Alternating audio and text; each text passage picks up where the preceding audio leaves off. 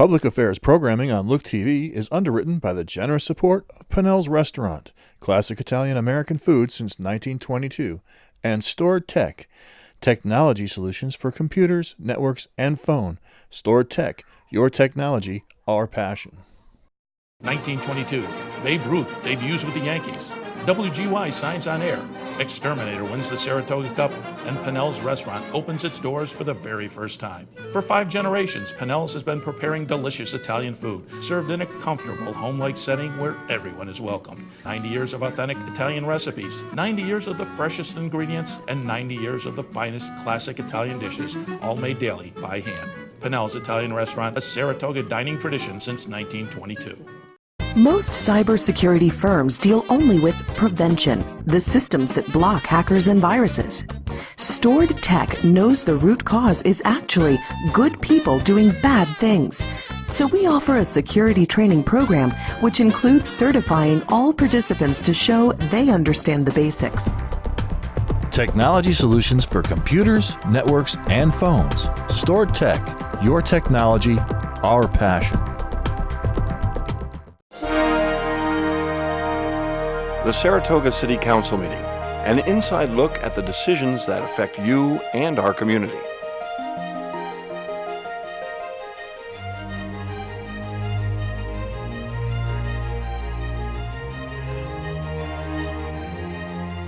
Good evening. May I have your attention? We're going to get started here tonight for Tuesday, August 20th City Council meeting. First on the agenda there are 6 public hearings. Excuse me, can I have your attention? Thank you. The first public hearing is the 2020-2025 capital budget and program. Tonight is the second public hearing. A presentation is also on the agenda this evening.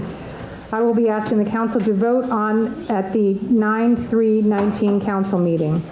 Before we begin tonight's capital program public hearing, I would like to comment about our plans for and the commitment to a permanent location for the Code Blue program. Officials from the County of Saratoga and the City of Saratoga Springs are working together alongside Shelters of Saratoga in a community response to an emergency shelter for the homeless and the state's Code Blue directives. Commissioner Madigan and I have been working very hard to find land for a permanent location. We are making great progress. However, these efforts came together late in the Capital Program Committee schedule and therefore are not included in the 2020 program as presented tonight. Commissioner Madigan will be presenting our plans to the council during the city's comprehensive 2020 budget and the public at the October 1st City Council meeting. At that time, we will include a financial plan to move the city forward with a permanent Code Blue sheltering. This public hearing is for the 2020 to 2025 capital program. Will remain open until the council votes on this matter. If anybody would like to speak on this, please come forward to the microphone at this time.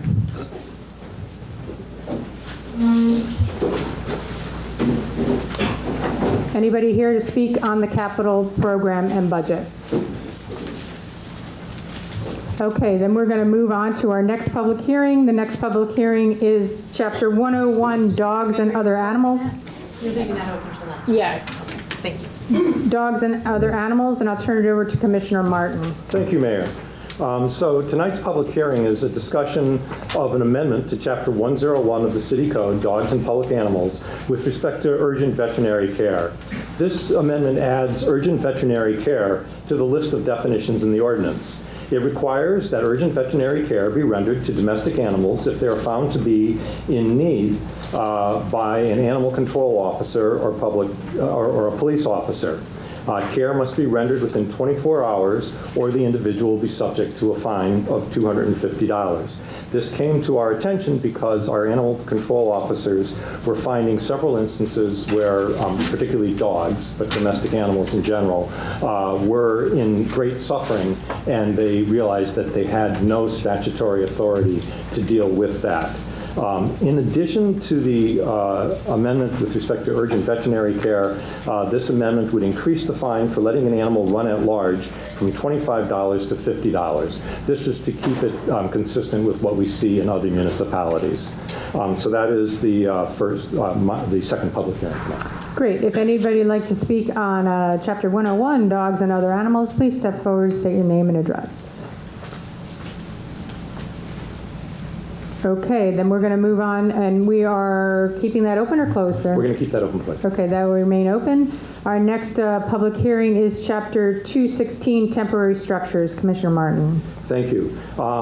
This public hearing will discuss the amendment of Chapter 216 of the City Code, Temporary Structures, with respect to tent permits. The ordinance would make several changes to the Temporary Structures Ordinance.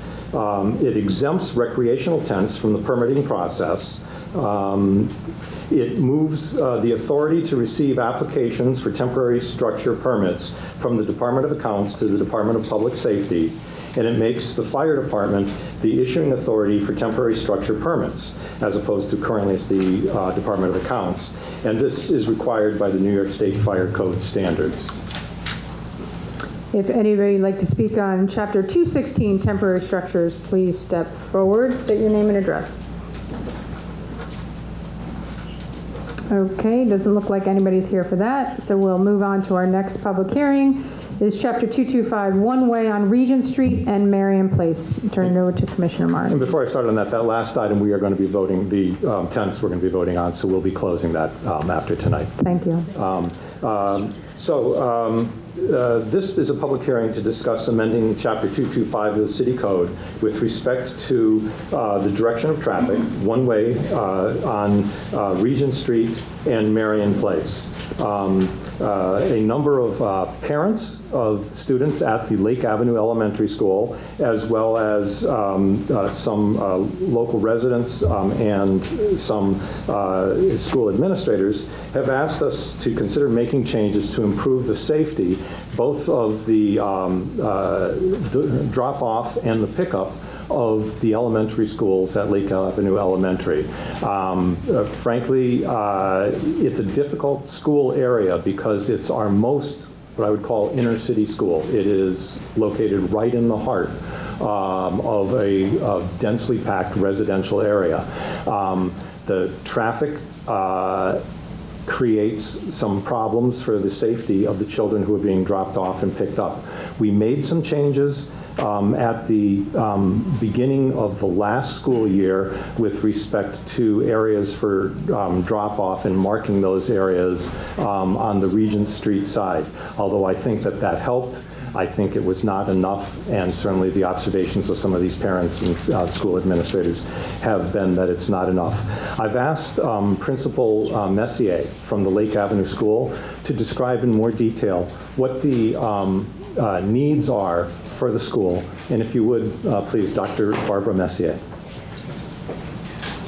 So thank you for having me this evening, and I am very passionate about this topic because it involves children.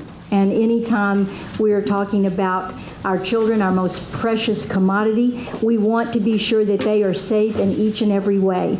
Lake Avenue Elementary School was built in 1923 as a high school.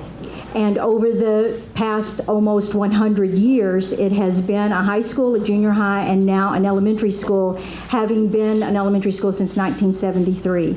We have about 400 students who come to school daily, ages 4, some to 11.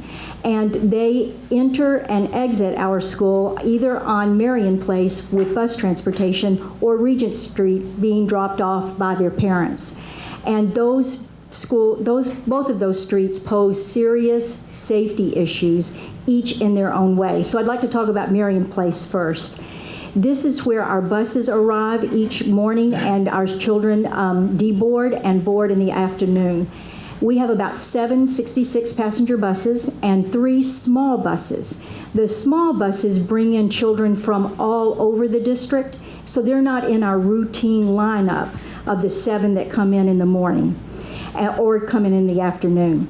Those 3 buses are at a real critical piece of trying to get to other schools, and so their timeliness is really paramount to them. they're not often able to get into the lineup and sometimes parallel park to the 66 passenger bus. So not only are our buses on the street deboarding and boarding, but the smaller buses are as well.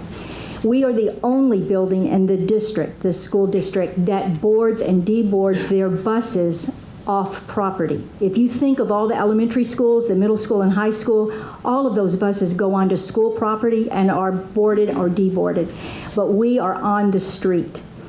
This year alone, we had 31 cars pass those buses when their red lights were on and their stop signs were going.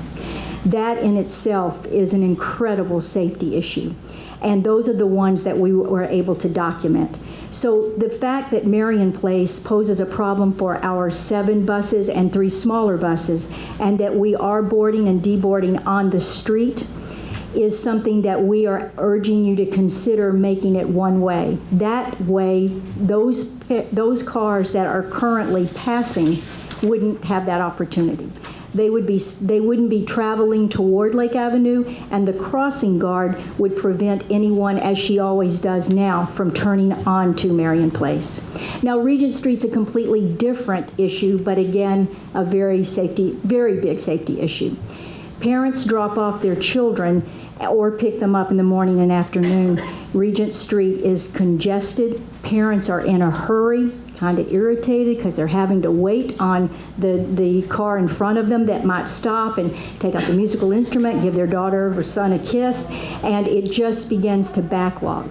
We truly, as Commissioner Martin said, have explored a number of issues. We've changed signage. We've talked to the police force who have come out to support the traffic area as much as they can. We have had students to help us. We've talked to parents and said, we'll provide 5th graders who will help you open the door, get your child out, bring them into the school. But we have not been able to reduce the number of parents who bring their children and the congestion that happens on Regent Street. In the winter, when the snowbanks really pile up, it's even worse because the street becomes even more narrow and parents will pass each other. And again, that causing a really big safety issue. The example that I can give you, and believe me, I could give you many, but just this past year, a student got out of his car and was walking toward the school and dropped his shoe. And he turned back around, and he didn't really discover it until several steps ahead, and turned back around and ran out to get his shoe. Had a car been there, we would have had an accident. I feel that we have been so incredibly fortunate to have avoided any serious injury, and I hope and urge you to consider the request of making both of these streets one way. I know that we have 2 more meetings to discuss, but our PTA president is here, as well as Amy Ryan, who's done a beautiful job of presenting a flyer that we have placed in the mailboxes of all of our residents on Regent and Marion to let them know of our plan. And they're here this evening as well, that maybe could answer any questions. Jake Zanetti, our PE coach, who always greets our children first thing in the morning, observes this whole scenario each and every day, and I'm sure can attest to that as well. Thank you. Dr. Messier, thank you so much. So as Dr. Messier mentioned, and as I had mentioned at our last meeting, I recognize that there's going to be a lot of viewpoints on this, and so I've taken kind of the unusual step of keeping this open for 3 public hearings, this being the first, because I want to make sure that the public does not feel that there's being anything that's railroaded here, that we're actually discussing what the options and what the need is for this, for the safety of the children here. With respect to safety, if we do go to one-way streets, there are other opportunities that are also available to us that I would say are separate from this immediate discussion. One is there could possibly be some parking changes. I would look heavily to the residents in that area to determine whether they want parking changes or not on Marion and Regent Street. The second opportunity is we have a chance to implement some traffic calming solutions on the street, because we find that when we put up a electronic speed monitor, the big billboard monitor, people often slow down. When we take those down, people speed up again. I'd want to work with the neighbors to see what we can do to have a more permanent traffic calming solution so that not only the people who live there, but the people who travel through there do so respectfully to the neighborhood and to the people who live in that neighborhood. So with that, I'm ready to open this up. Great. If anybody would like to speak on this, please step to the microphone and state your name and address, please.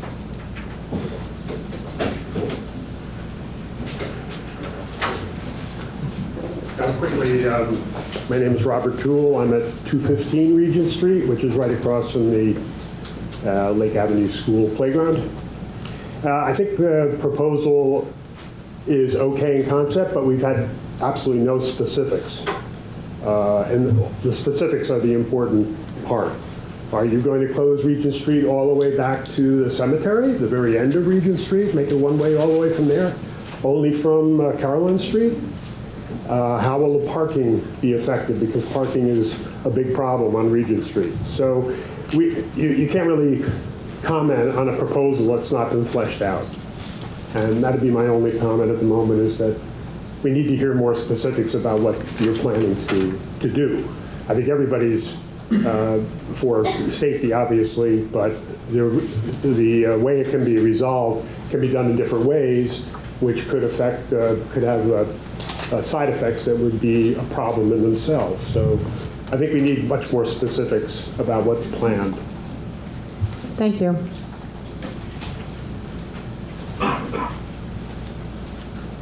My name is John Vanderveer. I live at 20 Marion Place, which is right opposite the back end of the Lake Avenue School playground area.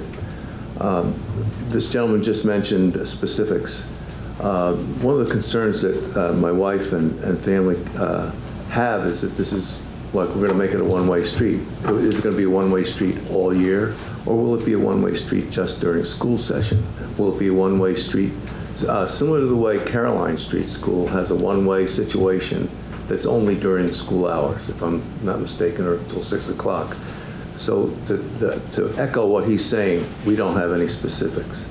Our feeling is it makes no sense to have it 365 days a year. If they just do it during the school hours, I don't think there's a neighbor that would have a problem with it, because we are all about wanting safety for our children. So again, from 9 a.m. in the morning or whenever that school period would start until roughly 3:30, maybe 3:45 in the afternoon, that could be one way, and that can be policed. One question that came out a number of times is, of the 30-some-odd cars that passed the school buses, how many were ticketed? And how many, what type of penalty is there, or do they just get away with it? You would think that there would be some way to monitor that, because that is more dangerous than any other part of this exercise. So I won't go into great detail, but I think to flesh out exactly when this is going to be a one-way street, then we go from there. Thank you. Thank you. Good evening, everyone. My name's Amy Ryan, and I live on North Street. First, I want to thank you all for just even listening to this proposal and giving Dr. Messier the time to discuss what the potential impacts are to student safety. As a parent of students at Lake Avenue Elementary, and also as a citizen of this community, it's increasingly noteworthy to see the traffic complexities around this beautiful school.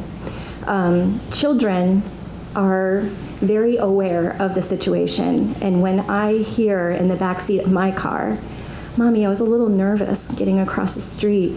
I was really worried. I thought I saw a friend almost get hit," and this is on the Regent Street side, the reality becomes very real, especially when the children offload on the bus and they say that because there aren't curbing available to them, and they have to offload onto a city street, it's really hard for 4- and 5-year-old legs to reach the ground.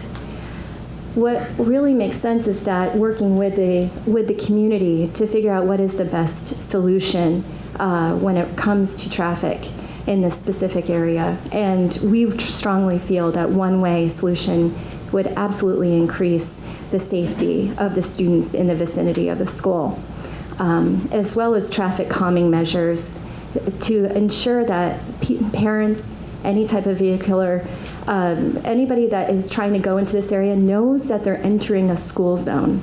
It is kind of, when you're traveling down Lake Avenue, it does pop up it pops up very just briefly. It would be really great to have the school zone be further identified. Thank you very much for your time. Thank you.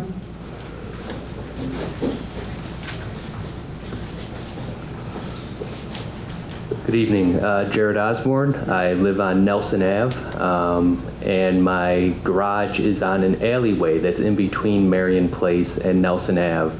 And my concern is the traffic on that alleyway, if it would be impacted by the one-way streets. So I have 2 young kids, both will be attending Lake Ave this fall, and they frequently ride bikes and play in that alleyway, and cars do speed through, particularly Diamond Place today.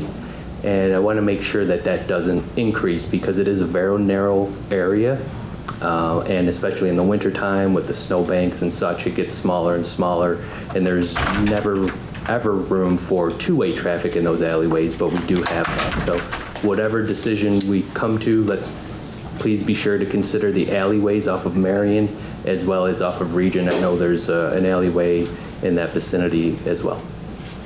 Thank you.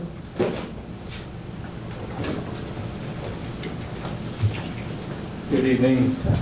Jeremy Tenson, 199 Regent Street. I'm about 4 doors down from the school on the opposite side.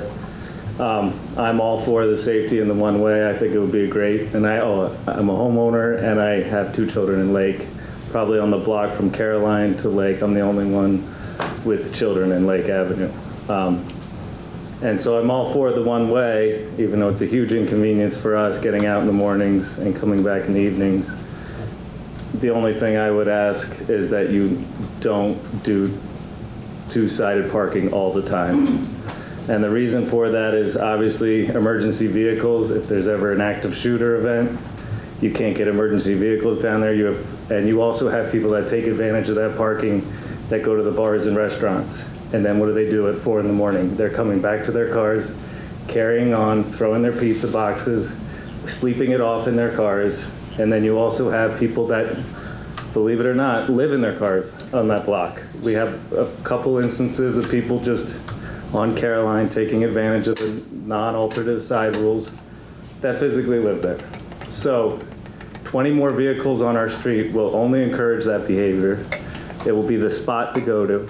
And finally, if you make it one way, Waze take people through there that are, Waze is an app that helps people driving for Lyft or Uber get around traffic quicker.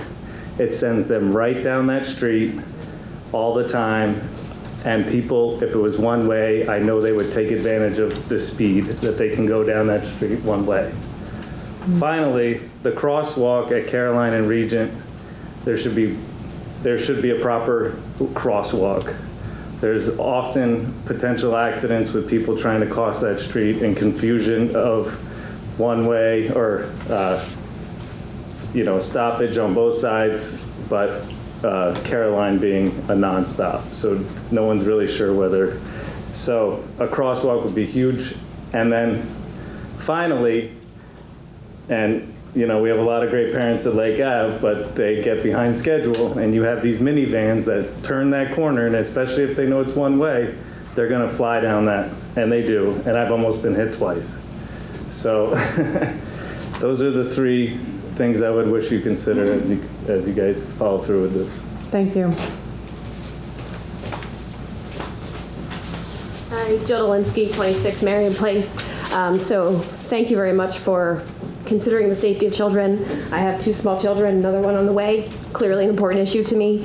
And I also live on Marion Place, and similar to Jared, my garage backs up onto Abbey Drive. So while I'm all for increasing the safety of the children in the area, I'm not sure that this solution is actually part. I'm not sure that one way is really going to be part of the solution, particularly on the Marion Place side. So to just echo a few things other people said and add to it, For one thing, if you've ever watched the bus drop-off, the buses do line up. They create essentially a large barricade that basically protects the school from the rest of the street.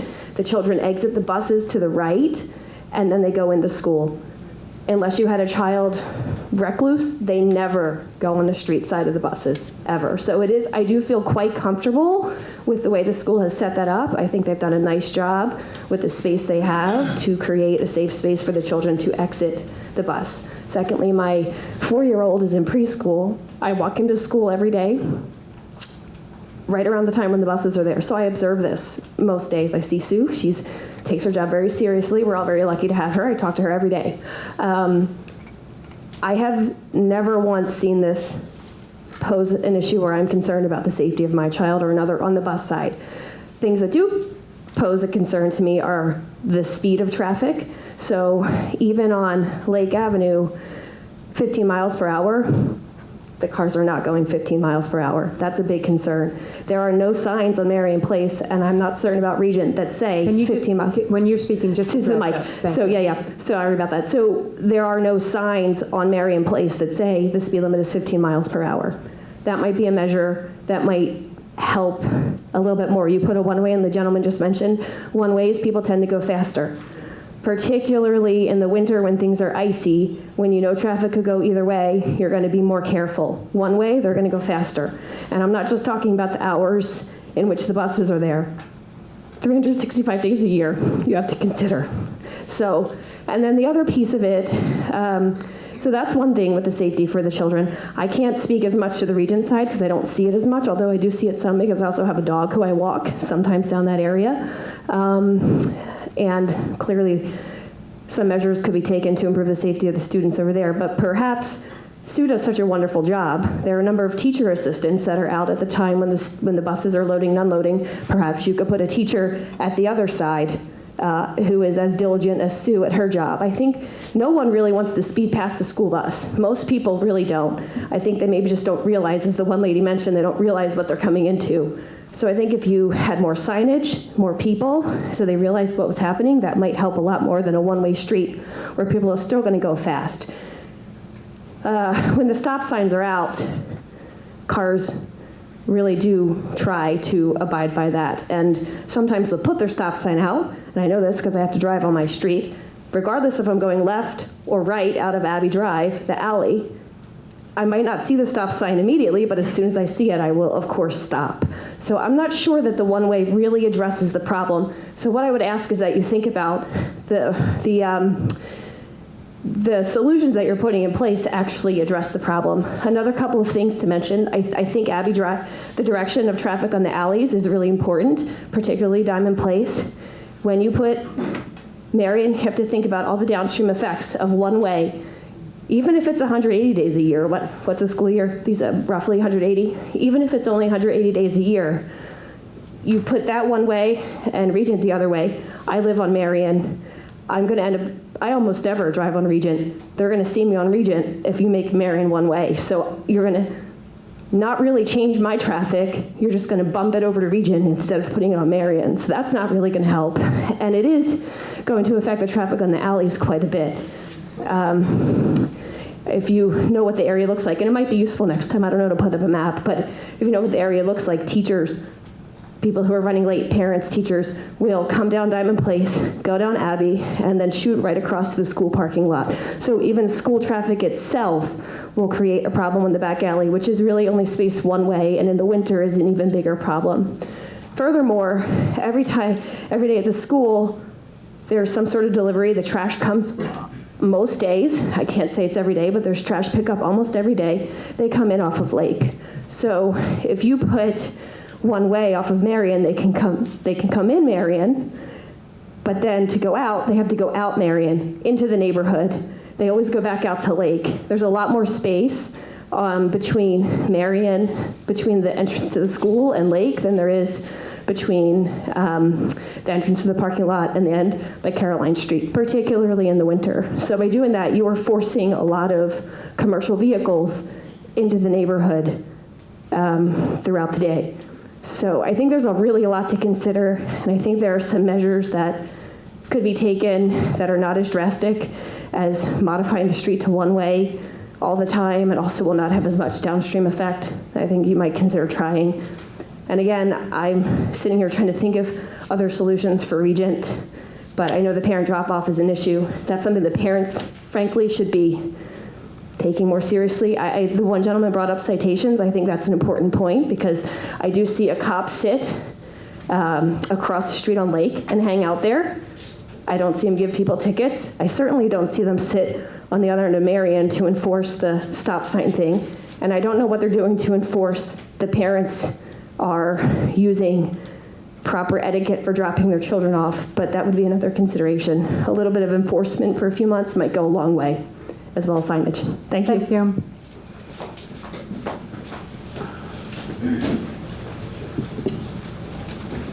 Hi, my name is Charlie Samuels, and I live on Marion Place, and I have a kid there that goes there now.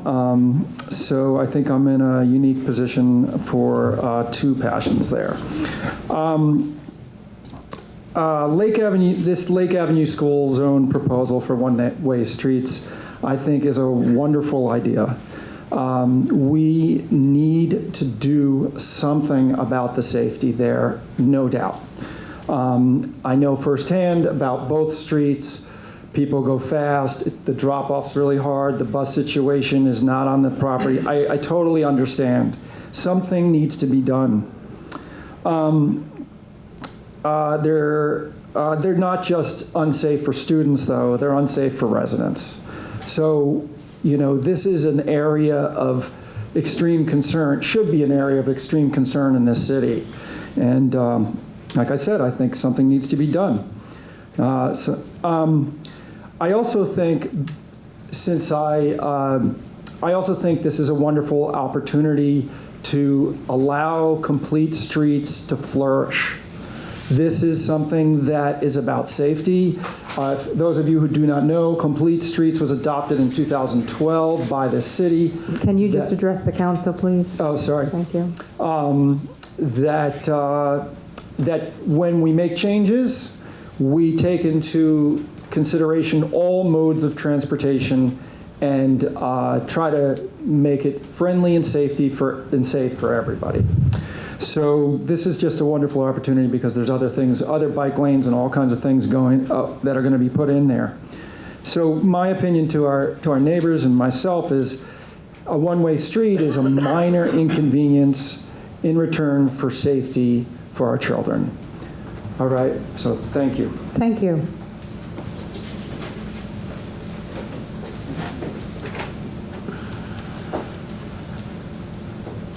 Hi.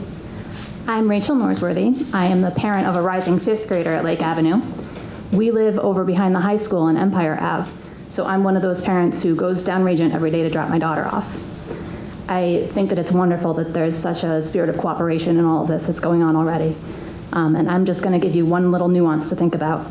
In the morning when I drop off, the line of traffic is straight through and everybody's just on their way. It's at pickup that we consider things like extra parking for parents to be able to come and actually stand outside the school before they pick up their kids. That's all I have. Thank you. Anyone else?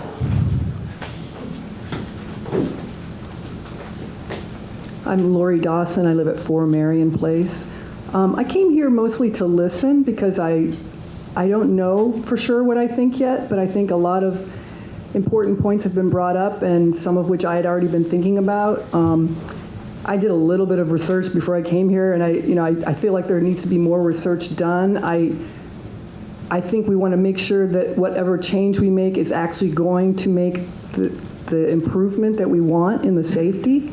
A lot of people have already mentioned a lot of my concerns with making one-way streets and people then go faster. The impact on the side streets. We're on Marion Place, but Mitchell Place runs along our house. I mean, our house is basically like practically on the street. So if there was more traffic on that street, it definitely would be a concern, and for all of those side streets. So I would want data. I would want actual data to be able to know what I feel about it. I would want to know in a residential area, what kind of an impact this would have, because all my research was more about like cities. You know, I mean, yes, we're a city, but it's a residential area. So I would really like to find some data, or have you find some data, someone find some data. But also, if there are people passing the buses, they need to be ticketed. I mean, I was just working on my defensive driving online, and it's 3 points. It's 3 points if you get a citation for passing a bus. That's significant, and people should be getting ticketed. So I guess I'm echoing what a lot of other people have said, which is to really look at the whole thing holistically, how it's going to impact and what will really make a difference.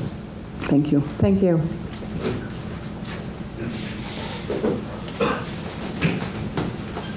Hello, I'm Jake Zanetti. I'm the phys ed teacher at Lake Ave and a city resident over on the west side. I think it's just important that you guys all know that on a good morning or afternoon, the adult presence at the front of the building and the side of the building is already very heavy. The 3 crossing guards do a great job, probably as good a job as you could do. And the SRO officer from the high school usually comes over in addition to a police officer, in addition to myself and another teacher on the front steps. So I think it's important you guys realize there is a large adult population in addition to the parents just there to drop their kids off. So I don't want you to think that throwing more adults on scene is the answer, plus the 5th grade safety patrol that is out there doing their thing. And I think we can all agree that we don't want to have to deal with a kid accident and then make adjustments. You know, we want to make something heavy happen prior to that. And like Dr. Messier said, I'm out there every morning doing my thing, so I'll be available for any specifics or questions that anyone might have along the way. Thank you. Yeah. Anyone else?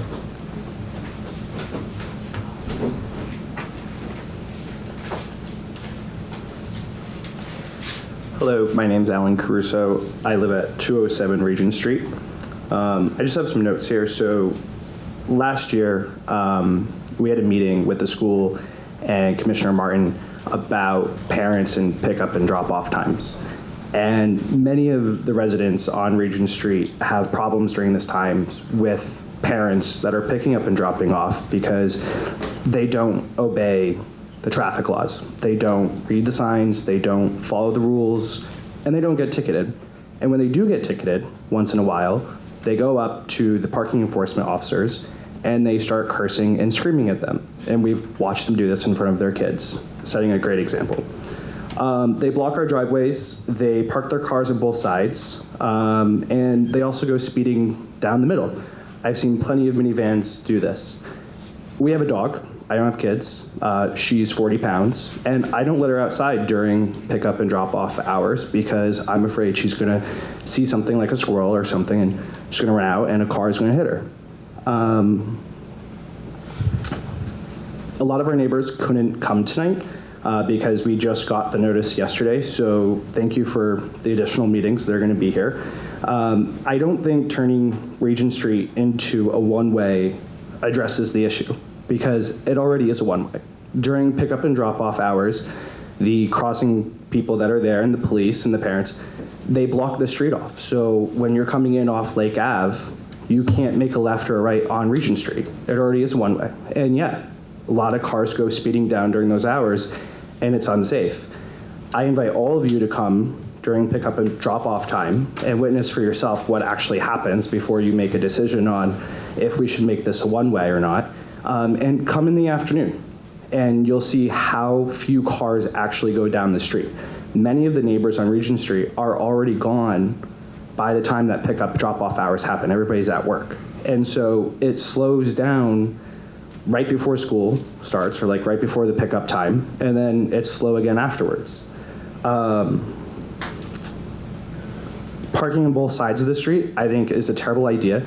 The street is already very narrow, and we can't get our cars out. One of our neighbors earlier this year, during a pickup time in the afternoon was trying to get her car out of our driveway, and she hit the car behind us because it's so narrow.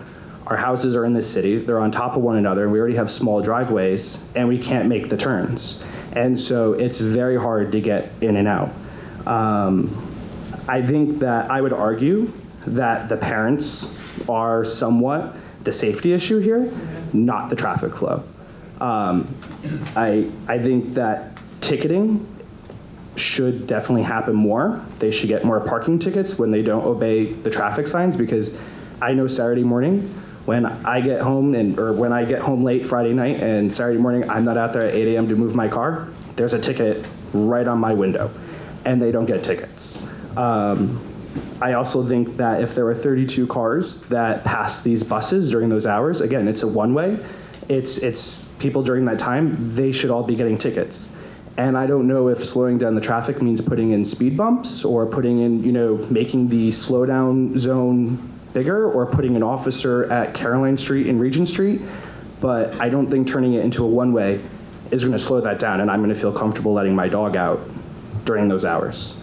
The relationship between the neighbors and the school has definitely not been easy, and I will say that after our meeting last August, it was about this time, I thought last year went pretty well with kind of controlling traffic and parking. I think that after winter, once we got back to spring, people kind of forgot about that meeting we had in August because I did notice a lot more of this, but I'm not for turning it into a one-way at all. I think there needs to be another solution, to slow people down during those hours. Great, thank you. Anyone else?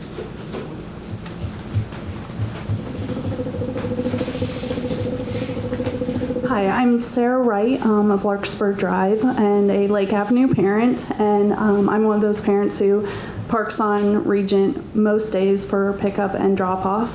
And parents are part of the problem. I see people parked in front of driveways or parked on the wrong side, and there's not much enforcement. It's really spotty. One day everyone will get ticketed, but then it'll be several months till you see anyone out enforcing again. So I think people tend to just take their chances because you just assume you will not get a ticket. And it is one way at that time of day. You cannot enter from Lake Avenue on Regent Street, so you have to come down from Caroline. But on Monday, Wednesday, Friday, if you're going down Regent, you cannot park on the side of the street that you are driving down. So people will go down and do like 3 5-way turns, 5-point turns, to then be going the correct direction so that they can park. So then you kind of have people going back and forth, and it gets confusing, and people are parking on both sides even though they're not supposed to. So clearly we do need more enforcement and very clear signage so that it's clear what is expected. And I think a one-way street a true one-way would clarify that confusion, especially in the afternoons when people are turning around to be parked correctly. So I'm for the one-way, but taking a lot of things into consideration and more enforcement overall. Thanks. Thank you. Anyone else?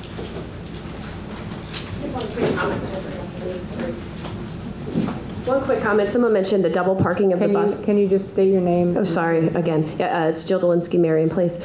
Someone mentioned the double parking of the buses. I will say that is extremely rare from when I see that, and there probably are other solutions to the double parking of buses on Marion. And in addition, in the winter, if you improve the plowing situation on Marion, then the street does narrow in the winter, because in front of my house there's about 6 feet that are lost of the street because the plows don't plow all the way to the curb. That's the only time that the street gets narrow. Thank you.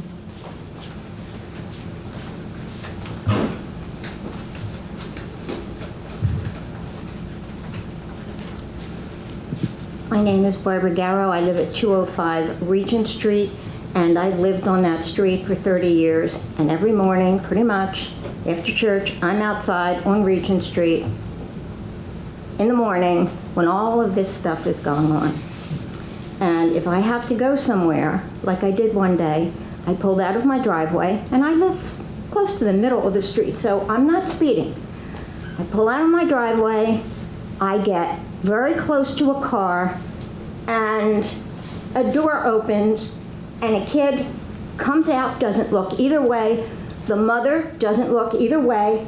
I missed that child by 4 inches by jamming both feet on my brakes.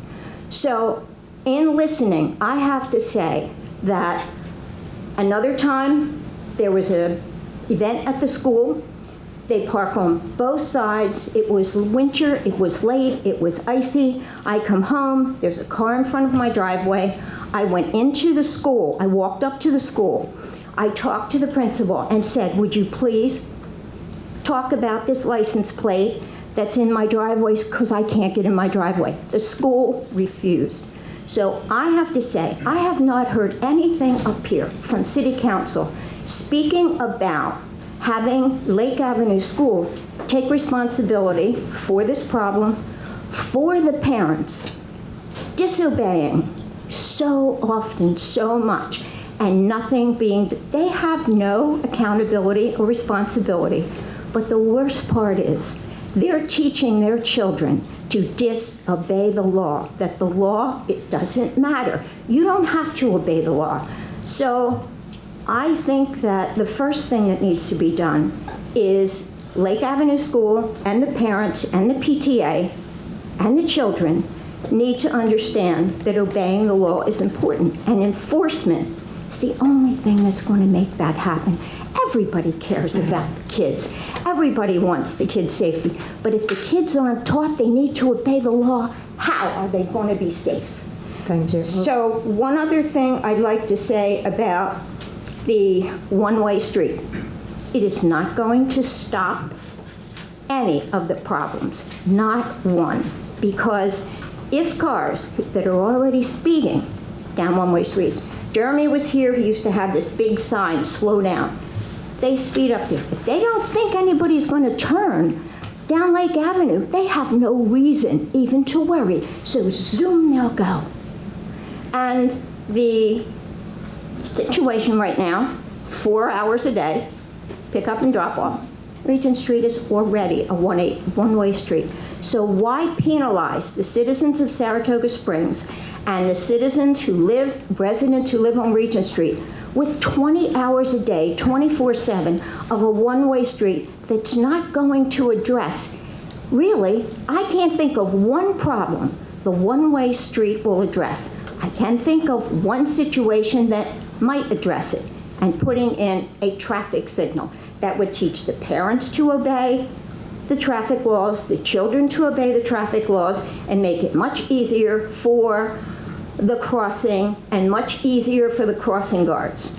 And as far as double side of the street parking, I cannot pull out of my driveway if there is a car on both sides of the street. It is too narrow. And we have refuge pickup. Where are we supposed to put our leaves and everything else if you've got cars parking on both sides? Regent Street is also a venue for, like one of our neighbors said, of the people who want to go to the track. They park on Regent Street. So we have, if you have double-sided the parking, they're going to be there all the time. And we can't get out of our driveways, we can't get in our driveways, and we can't get rid of our refuge. I'd like to see more consideration for the residents of Regent Street, who will now have to go merrily around 4 blocks to try to get in and out of their houses now, because Marion Street is one way the other way. So we got one way this way and one way that way, so we can't go either one of those ways.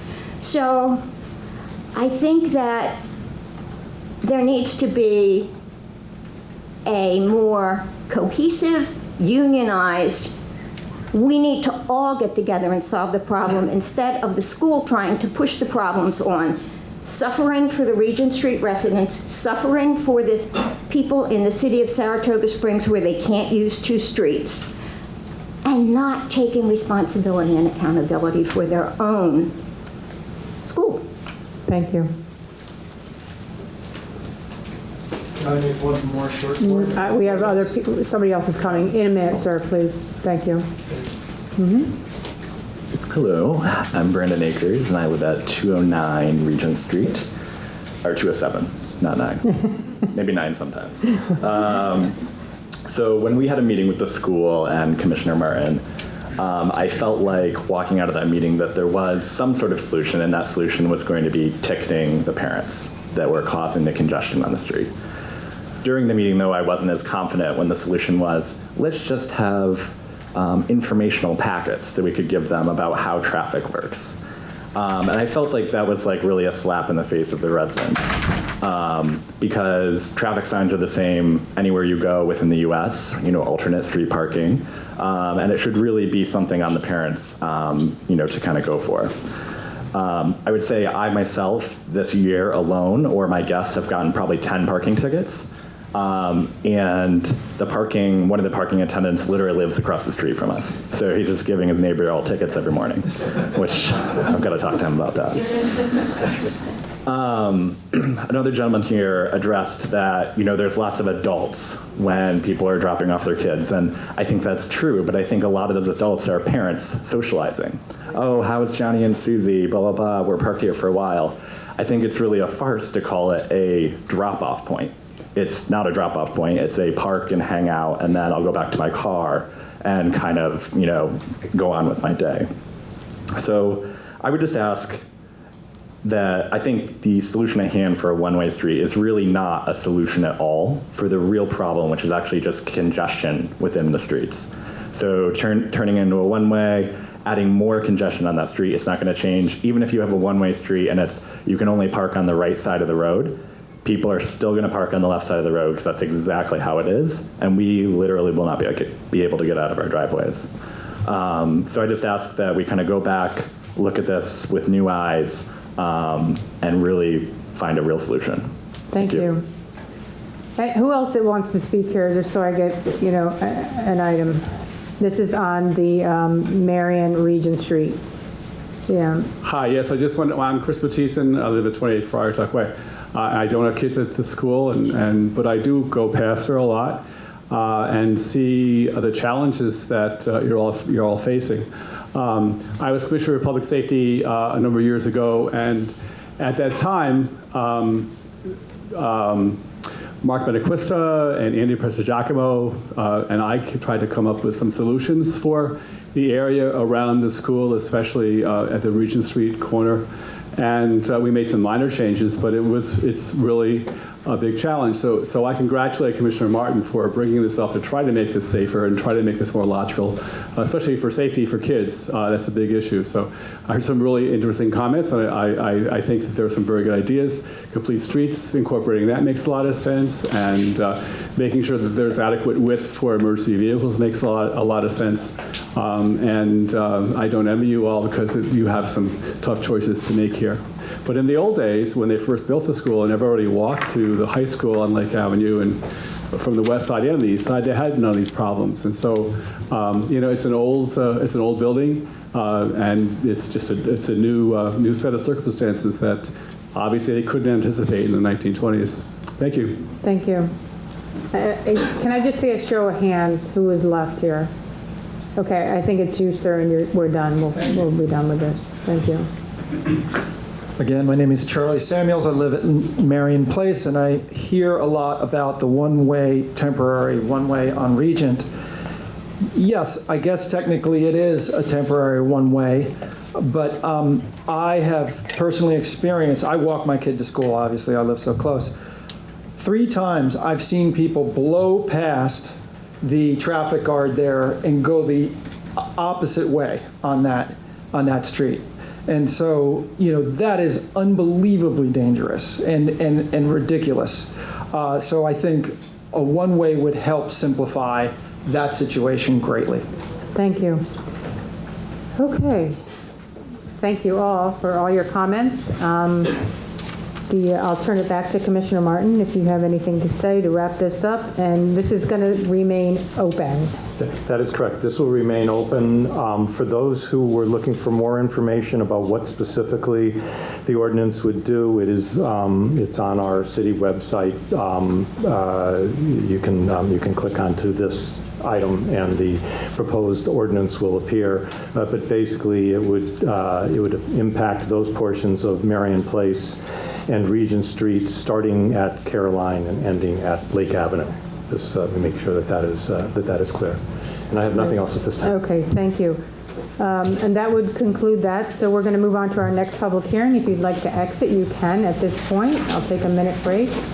Okay, then we're moving on to our next public hearing, and that is to amend Chapter 225, parking on Israel Lane, and I'll turn it over to Commissioner Martin. Thank you. I think fewer comments on that. We're proposing to amend Chapter 225 of the City Code with respect to parking on Israel Lane. The public hearing will consider restricting parking on both sides of Israel Lane for the first 100 feet from its intersection with Division Street.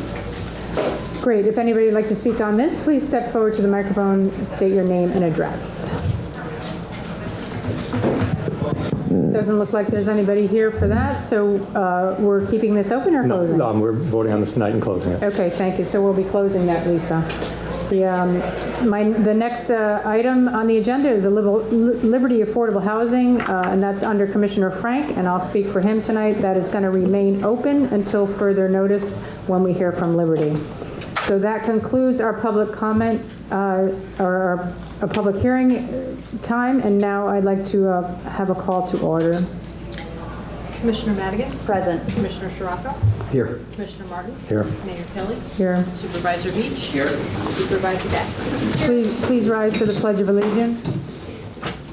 I pledge allegiance to the flag of the United States of America and to the republic for which it stands, one nation, under God, indivisible, with liberty and justice for all. Next on the agenda is our public comment period. I ask that you keep your comments brief to up to 2 minutes. There will be a bell to signify the end of your comment time. Public comment period will be for 15 minutes. Be respectful to the speakers. While addressing the council, please address the council as a whole. Anyone who wishes to address the council on any issue may now come forward, state your name and address, and provide your comments. Forgive me. My name is Pastor Peter Berrios Jr. My address is 15A1 Jefferson Terrace, and greetings to each and every one of you. For the past short time, I should say, it's been a while since I've addressed the City Council. As many of you can remember, I can be a thorn in people's sides. It's come to my attention that the new housing development that's coming on, with the new houses coming and they're reconstructing all the old ones, that there is it is designed to help increase people coming into the city, middle class and upper class, so forth. What I heard in the background from many different people was that in order for that to happen, they're going to have to eliminate many people who live here who make less than $30,000 a year. My point is this: those people put you in office. Don't turn your backs on them. Many of our children have graduated right from the terrace alone. We've had a girl who not only studied ballet, she performed with the New York Ballet, the Philadelphia, and Boston while they were here. We have a kid whose record is still not beaten, who made a splash, the highest dive ever made, and went off to Yale University. We have great kids that come out of the terrace and the lower class here, and from what I hear, and I'm not accusing anybody of this, I want to put you all on notice that the City Council, the Planning Board, and the damn city finance people, or Chamber of Commerce, are planning to take this and make this a middle class and upper class city. You don't know what you're going to lose besides the election. Thank you. Anyone else?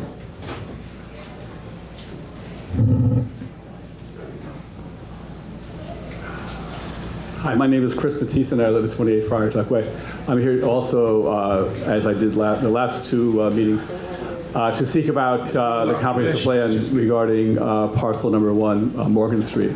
And as I summarize what I had said previously about the previous comprehensive plan committee, certainly was at least can be described at the very least as a dysfunctional group, never reaching a final conclusion, very unusual comprehensive plan committee process that took place.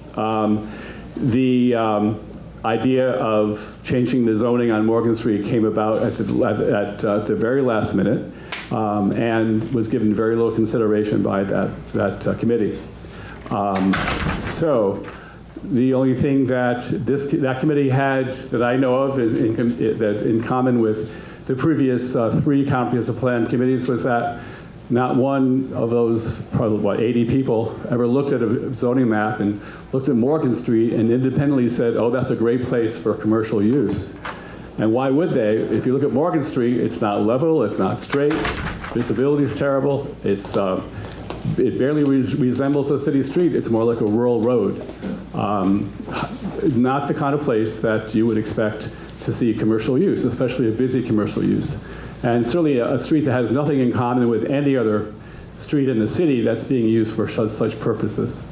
And then, of course, the city council had the responsibility of finishing the comprehensive plan, which we did, but we also spent very little time, again, going into the issue of these changes on Morgan Street, on that parcel on Morgan Street, parcel number 1. Very little time. Let's go out and look at the parcel. No suggestions of looking at the parcel. No suggestions of speaking to the neighbors, especially given the significant change in use that was being proposed. We sort of skipped over it. So in 2 weeks, I'll finish. Thank you. Thank you. Anyone else?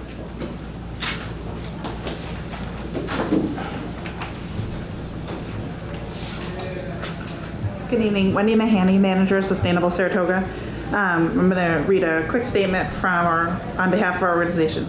Sustainable Saratoga supports the item on Commissioner Martin's agenda tonight to create a temporary part-time city employee to help initiate a comprehensive parking plan and program for downtown Saratoga Springs. This action is a much-needed step in the right direction. We all know we've long had a parking problem, but our solutions can best be found when viewing parking as part of an overall transportation strategy. In the last 20 years, the city has done 9 downtown parking studies. Almost all of them have called for improved management of our parking. The 2015 City Comprehensive Plan also called for managed parking. Almost 3 years ago, the City Council unanimously adopted the recommendations of the Downtown Parking Task Force as policy. The task force, recommended the city create a unified and efficient parking management plan and policy for downtown. This new temporary staff position is an important first step in implementing that policy. We applaud Commissioner Martin for creating the position, and we hope that he has the unanimous support of the council for his action. Thank you. Thank you. Anyone else?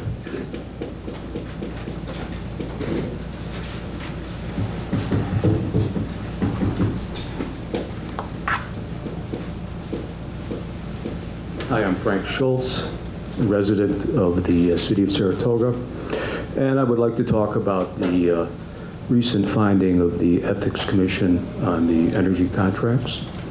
I know of what I speak, although I'm originally from upstate New York, was the energy manager for a large regional public agency in California. I purchased, under my leadership, we purchased power for amounts of $30 million each year. And we went through a public procurement process in each instance. So when I read about the procurement arrangement that you had here, I was encouraged that unlike other public agencies, you went out and sought an alternative to utility supply. And you certainly should change, save money in doing that. So I endorse that. You'll have to engage in a competitive process in order to realize the savings. So the concept is fine. It's the execution I have a problem with. We also were subject to the requirements of public procurement. We followed them. We had legal services, as you had legal services too. Our attorney always said that not only do we need to serve the requirements of law, but we have to avoid the perception of public conflict of interest.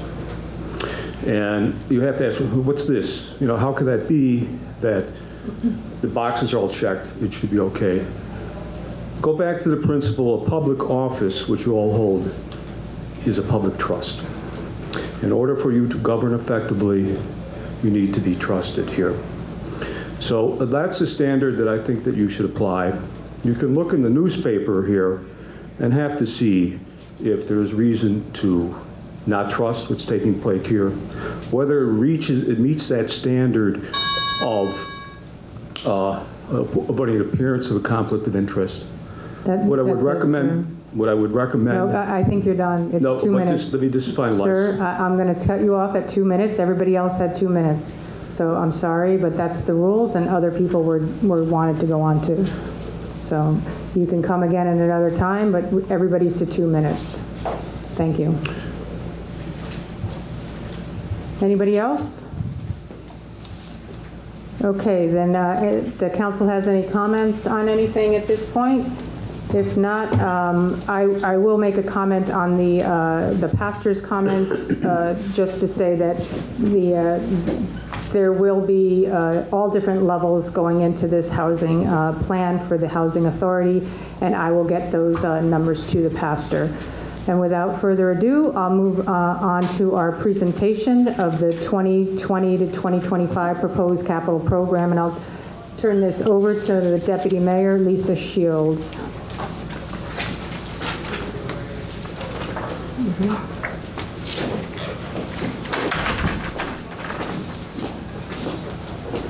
I don't know what this is. I think it's just my feet.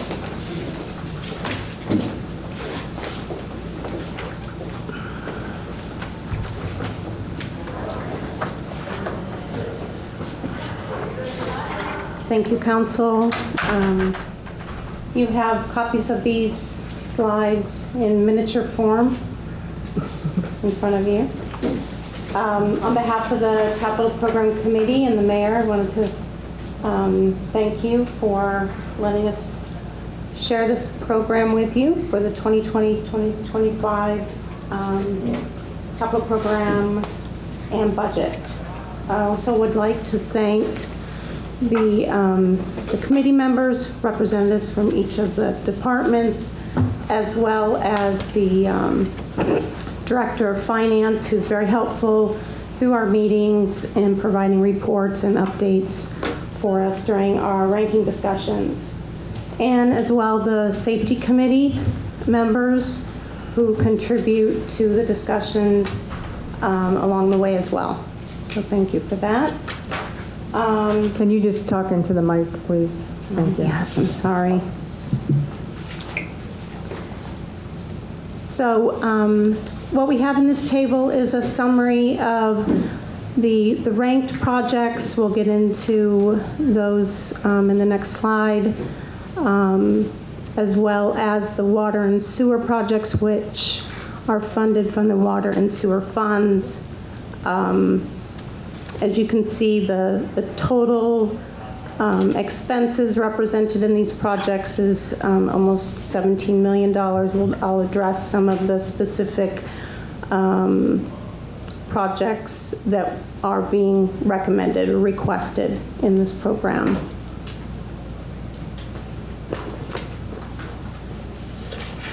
So the first 10, there's 26 projects that are ranked by the committee, representing about $13 million. The first 10 are here. The slides that follow as well present remaining projects. These are all the projects that each of the departments put forward. Some of the key projects that I think we should just take note of for further discussion as the budget process proceeds in the next couple of months. We have the Lothbury Lake Dam project, and I'm just showing you this. The detail is all behind it. I won't go into all of these project sheets, but this project in particular is the continuation of the construction of the Lothbury Lake Dam, stabilization and spillway. Wrong one, there we go. Of note, I think also is the East Side Fire and EMS station or facility. There's been much work done in the mayor's office to identify land. The project represented here is for the actual construction of that facility, the command and control center, as well as living quarters and other elements of that facility.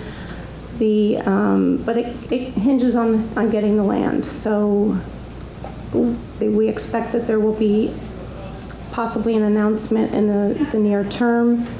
That's a project that we may, consider phasing based on when that land is available. The Geyser Road Trail construction, another large project. That project is now cleared for construction to move forward. The RFP is being prepared. What we do know about this, the costs of construction and construction inspections, is that the scope of those costs were done years ago. This project has been, in the works for many, many years. So now it's getting ready to move forward to the construction phase, and this additional funding is being requested because we know that the costs for construction are going to be much higher than the project was originally scoped. The remaining projects are listed here, and I'll just look at them now by department as well as infrastructure. So just quickly, these are the water and sewer fund projects ranked. And then by department, which, a large representation from DPW, as they have responsibility for not only city property, but city buildings.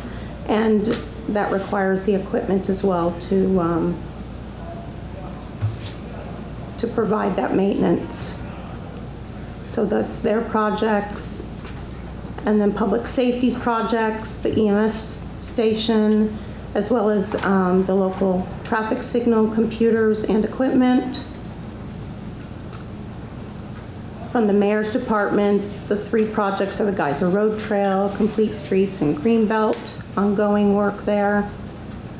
And then with the recreation department, at the ice rinks, there's a new chiller being requested as part of that ice rink improvement, as well as the doors and benches and things like that. Ongoing work at the playgrounds and the parks.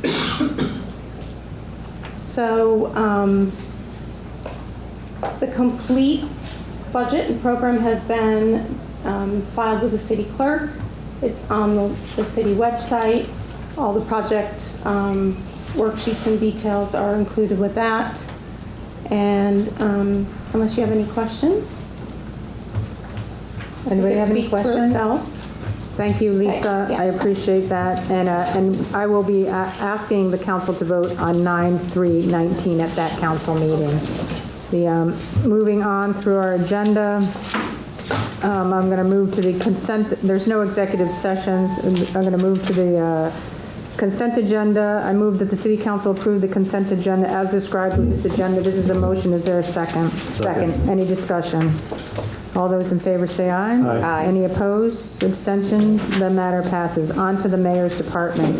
My first item is an announcement, Saratoga Greenbelt Trail Henry Street Pilot Project. The Henry Street pilot project consists of a two-week demonstration project in downtown Saratoga Springs. The pilot will evaluate the merits and impacts of installing a contraflow cycle track and converting two-way traffic into one-way traffic on Henry Street. The project will kick off with a bike ride, and that will start on Saturday, September 14th. The project details will be linked on the sustainability page on the city's website tomorrow. The second item is discussion and vote authorization for the mayor to sign an agreement with the YMCA. The Recreation Department is requesting authorization for the mayor to sign an agreement with the YMCA for a volleyball clinic. Expenses will be submitted to the city's insurance company for reimbursement. I move that the City Council authorize the mayor to sign an agreement with the YMCA as included with this agenda. This is a motion. Is there a second? Second. Any discussion? All those in favor say aye. Aye. Any opposed? Abstentions? The matter passes. My next item is discussion and vote authorization for the mayor to sign the canopy easement between the City and Saratoga Excelsior Apartments 2 LLC. I move that the City Council authorize the mayor to sign the canopy easement between the city and the Saratoga Excelsior Apartments 2 LLC as described and included with the agenda. This is a motion. Is there a second? Second. Any discussion? All those in favor say aye. Aye. Any opposed? Abstentions? The matter passes. My fourth item is authorization for the mayor to sign a letter of intent for Saratoga Arts Community Arts Grant. The city is applying for a community arts grant for the 2020 grant cycle. The application requires a letter of intent to apply. Funding is being sought for the first phase of Saratoga Artscape, which is the three-phase community-driven creative effort that will reimagine Railroad Run Trail as a highway of creativity through environmental art installations and murals. I move that the City Council authorize the mayor to sign a letter of intent for Saratoga Arts Community Arts Grant as included with this agenda. This is a motion. Is there a second? Second. Any discussion? All those in favor say aye. Aye. Any opposed? Abstentions? The matter passes. My next item is discussion and vote approval to prepay hotel registration for the 2019 Association of Public Historians of New York State Annual Conference in the amount of $260. Each year, historians located in New York State Historian Region are expected to assist presenting the conference. Overnight stay is a critical part of this, and the Saratoga Springs City Historian is one of the key members. The city's purchasing policy authorizes lodging if the destination is more than 100 miles from the city. Council approval is required for exceptions. The amount is $260, and the appropriation is available in the city historian's budget. I move that the City Council approve the prepay hotel registration for the 2019 Association of Public Historians of New York State Annual Conference in the amount of $260 as included with this agenda. This is a motion. Is there a second? Second. Any discussion? All those in favor say aye. Aye. Any opposed? Abstentions? The matter passes. My next item is discussion and vote authorization for the mayor to sign Addendum 2 with Goldberger and Kremer for Labor Council services. Goldberger and Kremer is outside legal counsel responsible for providing city with the labor and employment legal services. The addendum is to increase in the current contract cap by $15,000 from $15,000 to $30,000. I move that the City Council authorize the mayor to sign Addendum 2 with Goldberger and Kremer for legal counsel services as included with this agenda. This is a motion. Is there a second? Second. Any discussion? All those in favor say aye. Aye. Any opposed? Abstentions? The matter passes. My next item is to set a public hearing for local law number 2 of 2019, a local law to amend section 2.1 of the city charter entitled Officers, Eligibility, Terms of Office, and Salaries. As we are entering into the new budget season, the time is right for fair and reasonable discussion about these salaries, considering duties, responsibilities, time commitment, and the goal of attracting qualified, diverse candidates. Council salaries have not been increased since the last, at least the last charter revision around the turn of the century in 2001. Council members are supposed to be part-time. Consider what $14.5 per year means. At 20 hours a week, you get $13.94 an hour. At 30 hours a week, you get $9.29 an hour. At 50 hours a week, you get $5.58 an hour. Next year, New York State's minimum wage will be $11.80 an hour. So I'd like to set that for next meeting. What time do we want to start the next meeting with the continuation of? I think we need to go a little bit earlier. Let's go to 40. Okay. We can do 6:40. Yeah. And then my next item is to set a public hearing, city center parking facility lease. And that will be on the next meeting also, Lisa. Okay. And that concludes my agenda. On to accounts. Commissioner Frank is not in attendance tonight, so I believe Commissioner Madigan is reading his. Yes. Thank you, Mayor. You're welcome. The first item on the accounts agenda is a discussion and vote. Approval of fireworks application. Marilyn Rivers is here to explain the changes made to the fireworks application. Thank you, Commissioner. Thank you, City Council. The City Safety Committee has been working with community members throughout the last 6 months to update the city's fireworks application. We've included a new package for your review that we've discussed yesterday. We've shortened the time period with regard to the application process from 60 to 30 days. We've also reworked the application to include additional requirements from the Penal Law 405, the NFPA, and the New York State Department of Labor. The application is streamlined. It will be PDF fillable on the website within the coming days. We would like to extend thanks to Ryan McMahon of the City Center, the Discover Saratoga, Saratoga Arts Center, Saratoga Casino and Raceway, the Chamber of Commerce's, the Downtown Business Association, Skidmore, and Saratoga National for assisting us, the Safety Committee, with this process. So we extend thanks to all of those community members who met with us throughout these many months. Thank you. All right, so I move to approve the revised fireworks application as described and distributed with the agenda. This is a motion. Is there a second? Second. Any discussion? I just want to thank you, Marilyn, too, for pulling this all together. It's a really it's long overdue, and I think it's really important, especially down in Congress Park. Yes, and we'll be tackling that. Yes. Thank you. Thank you.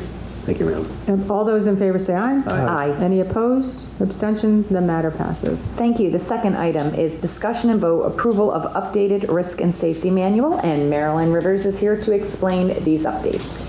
So I'd like to thank each and every one of you at the City Council table. You have given your staff throughout these 9 months to take a hard look at the risk and safety manual. We've torn it apart, and we have hopefully made it a little bit more user-friendly and better with regard to an employee's use of this. We've taken the 3-part risk and safety manual and we've broken it out into 5 essential parts. The first one is the contract administration, which has been updated to reflect the city's new purchasing, the updated purchasing requirements. We have taken incident and claims reporting and we've added human resources to the employment practice function. We have taken a look at Part 3, and it's a new Part 3, and what we've done is Travelers Insurance has assisted us in adding some additional policies, basic safety rules, basic equipment maintenance, lifting, clean and safe workspaces, electrical safety, ergonomics. The most important one here is the concussion protocols for recreation. They've been asking us for a few years to do this. We finally have the capacity, and we have adopted the CDC regulations for that. So a big change to this section is we've added Public Works to the proximity card process, because Public Works, it's important that they help control the security of all the buildings in the civilian portions of this. So we welcome their partnership and we look forward to that. Section 4 is the regulatory compliance, and that's all the OSHA pieces. How to read an OSHA policy. Tick and Lyme disease got added because we have had some increased incidents in Saratoga County with the DOH.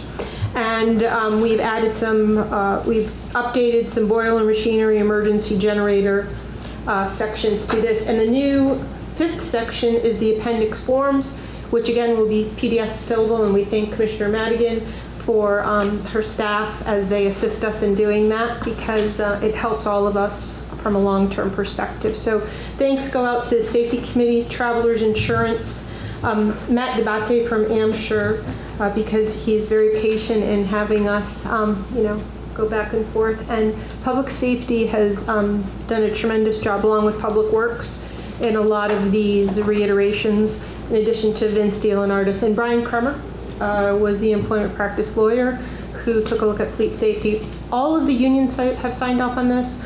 All of the safety committee members have signed off on this, and we respectfully request your acceptance of this policy, this manual. Well, this sounds like a true city-wide endeavor, so thank you very much. With that, I move to approve the updated risk and safety manual as described and distributed with the agenda. This is a motion. Is there a second? Second. Any discussion?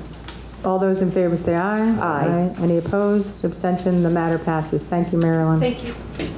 The third item on the accounts agenda is an award of bid, the carousel restoration to WRF Designs, LLC.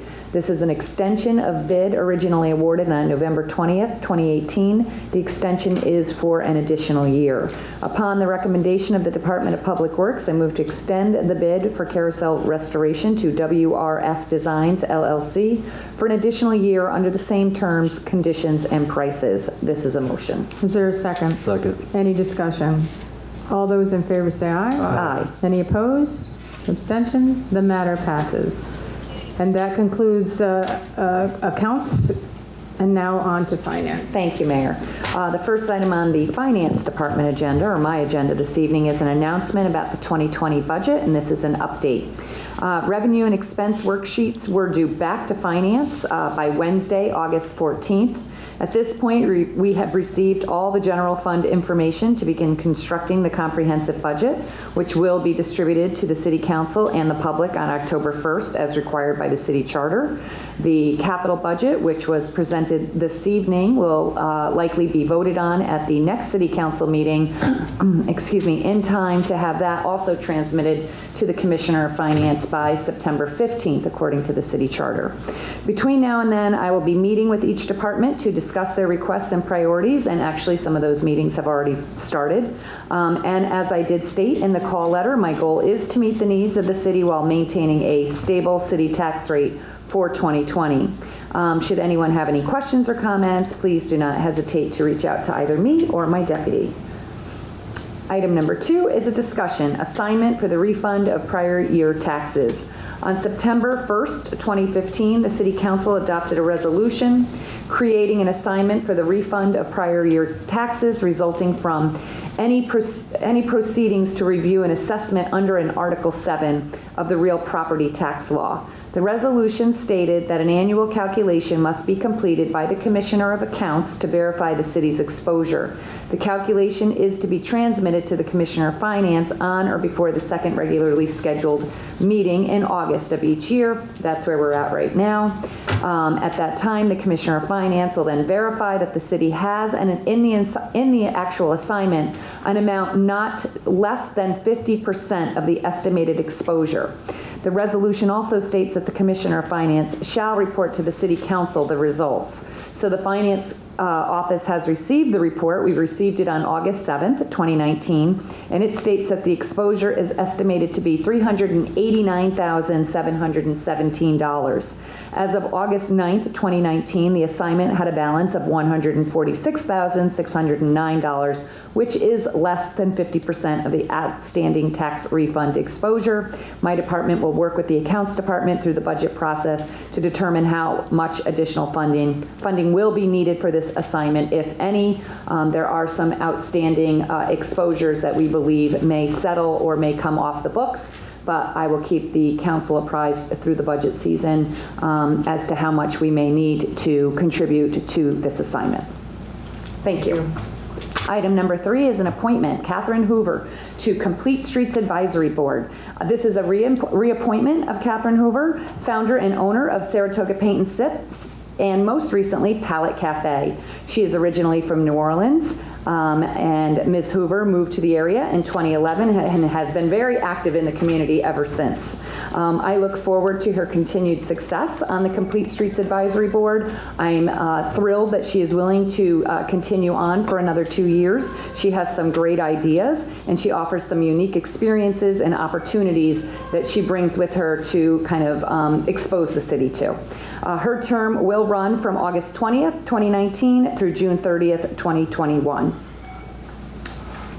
That's it. Item number 4 is a discussion and vote, budget amendment, use of restricted fund balance for the city center. Lines 1 through 4 are to use city center fund balance for additional operating expenses. I request your approval of the budget amendment, use of restricted fund balance, city center, as previously distributed with the agenda. This is a motion. Is there a second? Second. Any discussion? All those in favor say aye. Aye. Any opposed? Abstention? The matter passes. Thank you. Item number 5, discussion and vote. Budget amendment, use of assigned fund balance for sick leave. Lines 1 through 2 are to use $374.12 for an unplanned sick leave buyouts in the Department of Public Safety. I request your approval of the budget amendment, use of assigned fund balance sick leave, as previously distributed with the agenda. This is a motion. Is there a second? Second. Any discussion? All those in favor say aye. Aye. Any opposed? Abstention? The matter passes. Thank you. Item number 6, discussion and vote budget amendment payroll. Lines 1 through 3 are for the reimbursement from the school district for overtime worked by the school resource officer. Lines 4 through 6 are for reimbursement for a DWI checkpoint. Lines 7 through 8 are for a New York disability reimbursement. I request your approval of the budget amendment payroll as previously distributed with the agenda. This is a motion. Is there a second? Second. Any discussion?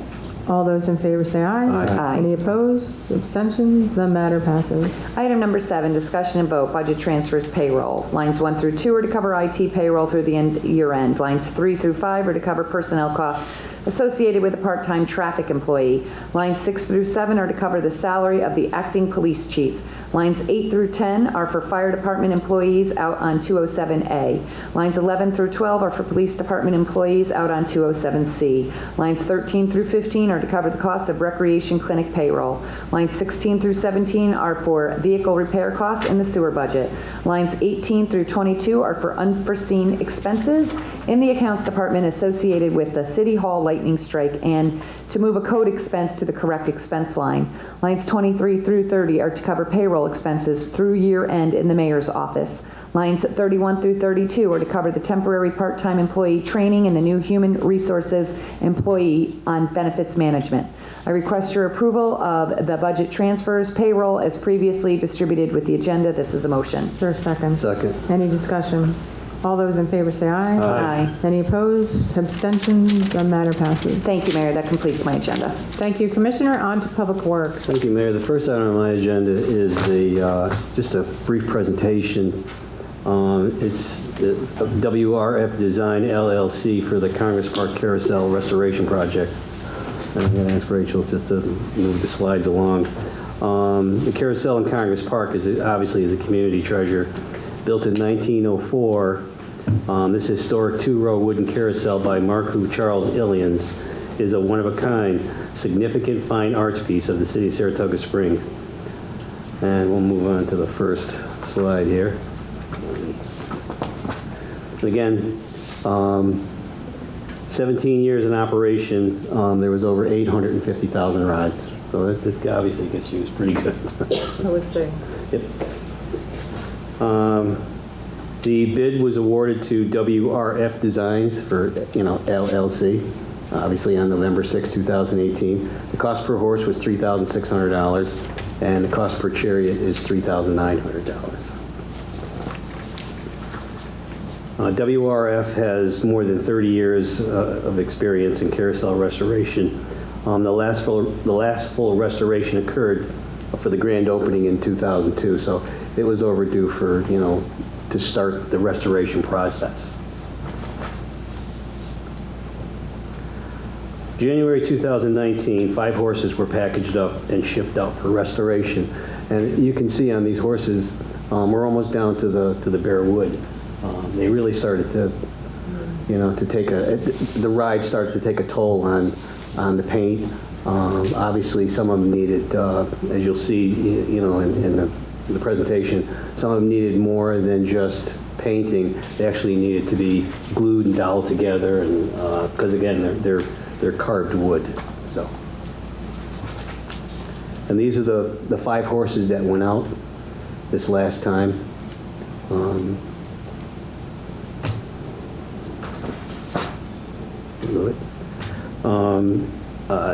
Notable paint and wear usage around the saddles. You can see where right around the saddle of each one. Obviously, that's where they get a lot of wear. I mean, it's I mean, sitting on them and riding. And again, minor repairs on the various seams and the flexing leg joints. They kind of, some of them have joints that flex and people have a tendency to step on them and, you know, actually break them off. So. The horses, all 5 horses were stripped using what they call a flow over system and sandblasting. The original coat, gold and silver leaf areas were documented, and final stripping was done with fine sanding. So it took them, Rachel, what about 3 or 4 months? Right, 4 months. About 4 months to complete, you know, all 5. This is the process. You can see how they go from obviously the painted horse to the stripped horse to the repairs, and then to like a, I'm going to say this, that's probably a primer or the base coat that they put on. And again, they're hand painted with natural fiber brushes, and there's 2 coats of Japan oil paint. Each horse received 2 finish coats and 4 coats of marine spar varnish to block ultraviolet light. So that's important too, to protect the color and the finish. Which one? Yeah. The finished horses were returned to Congress Park Carousel and reinstalled in April of 2019, and that's one of the finished horses. They did a really nice job. This is a before and after. Obviously, you see phase 1 before, and that's the same horse after. They did some research, and they really looked at trying to match the original colors on the horse, and I think they did a great job. I mean, they're, you know, if you go down to look at them, you can really tell the ones that were refinished as versus, you know, the ones that are going to be refinished.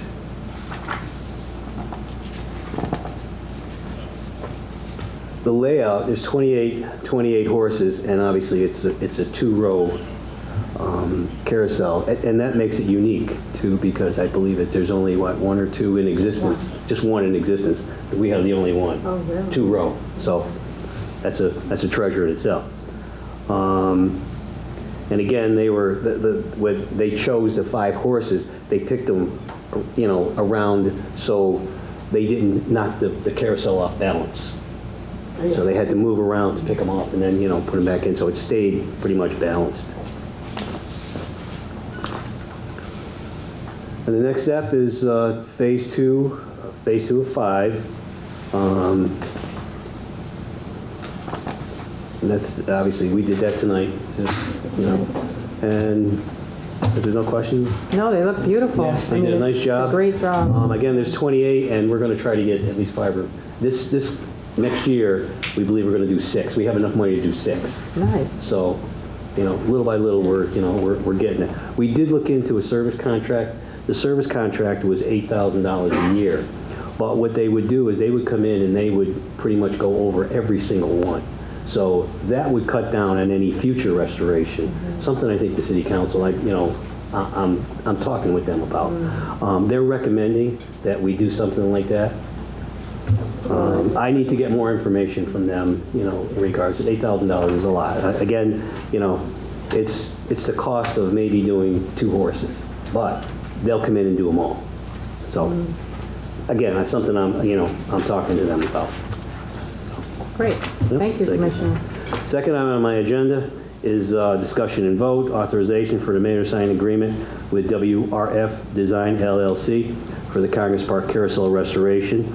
And this agreement with WRF Design LLC for Phase 2 of the Congress Park Carousel Restoration Project, not to exceed the unit bid price for the proposal dated October 3rd, 2018. The restoration of the carousel will continue in 2020 with 6 horses to be completely restored at a base bid of $3,600 per horse.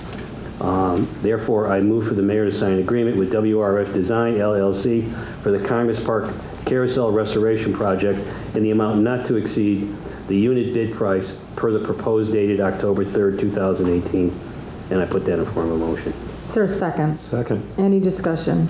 It's a beautiful job on that carousel, and I think I'd speak for many Saratogians in saying that's a very important part of our city, and I'm just pleasantly surprised at the writer usage of that. It gets a lot of use, I can tell you. I wrote it at Cateros. Right, I did too. I did too. I did When they had the ring. Yeah. Grab the ring. They look great. They look terrific. They did a good Nice. job. Thank you. Let's see. Is there a second? I did. Okay, all those in favor say aye. Aye. Any opposed? Abstentions? The matter passes. Third item on my agenda is discussion and vote. Approval to pay invoice number 016210 to Dean's Flowers in the amount of $4,148.40. Again, this invoice is the result of the purchase of horticulture supplies without a purchase order. Therefore, I move for approval to pay invoice number 016210 to Dean's Flowers, the amount of $4,148.40, and I put that in form of motion. Is there a second? Second. Any discussion? All those in favor say aye. Aye. Any opposed? Abstentions? The matter passes. Fourth item on my agenda is discussion and vote, authorization for the mayor to sign Addendum 1 with Dean's Flowers for horticulture supplies. Addendum 1 with Dean's Flowers is to amend the original contract language for Section 3, terms of payment to read, not to exceed unit bid prices per proposal dated 12/26/2018. Therefore, I move to authorize the mayor to sign Addendum 1 with Dean's Flowers Incorporated in the amount not to exceed unit bid prices per proposal dated 12/26/2018. And I put that in form of motion. Is there a second? Second. Any discussion? And again, that's for unit pricing when we go ahead and we need additional flowers. Not to exceed that unit price. All those in favor say aye. Aye. Any opposed? Abstentions? The matter passes. Number 5 on my agenda is discussion and vote, approval to pay invoice number number 101030, number 99766, number 99147, and number 98587 to Barton LaJudas for professional services on 18 Cherry Street project. These voices were Barton and LaJudas are for the review of project documents and project management services from July 5th, 2018 through November 17th, 2018 in the total amount of $4,328.85. Therefore, I move to pay invoice number 101030, number 99766, number 99147, and number 98587 to Barton LaJudas for professional services on 18 Cherry Street project in the total amount of $4,328.85, and I put that in form of motion. Is there a second? Second. Any discussion? Is it Cherry Street or Cherry Lane, and does it matter? Say that again? Is it Cherry Street or Cherry Lane? I believe it's Cherry Street. Okay. Is it Cherry Lane? It's Cherry Lane. Is it street? I know we have Cherry Street, but Cherry Lane. Then I guess I don't know if it really matters, right? We're moving to pay the invoice. These were I guess I'm invoices wrong. that were, this was work that was okayed by the city engineer, and there was no PO. Okay. Are you looking up, Commissioner? We're just going to see when it comes up Lane or Street, Cherry. Okay, I think it's Cherry Street. Lane on the invoice. Cherry Lane, okay. I think it's Cherry Lane. Cherry Lane. Okay. Thank you. Good catch, Commissioner. Good. Okay. So it will be Cherry Lane. Okay, all those. There is a Cherry Street. We do have Cherry Street. Yep. What's that? We do have Cherry Street. Yeah, I think my notes say Cherry Lane, that's why, and I think something on the agenda says Cherry Lane, but it's It's actually Cherry Street. Do you have the invoice there? No, but the invoice seems to be in error. Cherry Street is invoice is Cherry Lane. between what? I would keep it Cherry Lane, so we'll see, you know. All right, I don't know where Cherry Lane is. How about Lane/Street? Say Cherry Lane and or Cherry Street. I believe it is Cherry Street. Yeah, but the invoice does say Cherry Lane. That's on my notes. No. Yeah, we'll put that on ours. Okay, so we're gonna make a note that it's Lane or Street, and you can figure that out tomorrow. It looks like it is Lane according to your documents. According to that, but there's a Yeah. possibility they made a mistake. Right, absolutely. I'm thinking it is Cherry Street. Okay. Because I'm not aware of Cherry Lane, so. I know we did the housing on Cherry Street. Yes, it is. Yeah. They may have just labeled it Cherry Lane project. Cherry Tree Lane. Cherry Tree? There is a Cherry Tree Lane. Yeah. The, okay. All right, therefore, I move for I approval. second already. Okay. So all those in favor say aye. Aye. Aye. Any opposed? Abstentions? The matter passes. Works for me. Sixth item on my agenda is discussion and vote, approval to pay invoice number 818-23159J-A in the amount of $6,333 to Alpine Environmental Services Incorporated for City Hall asbestos abatement sampling.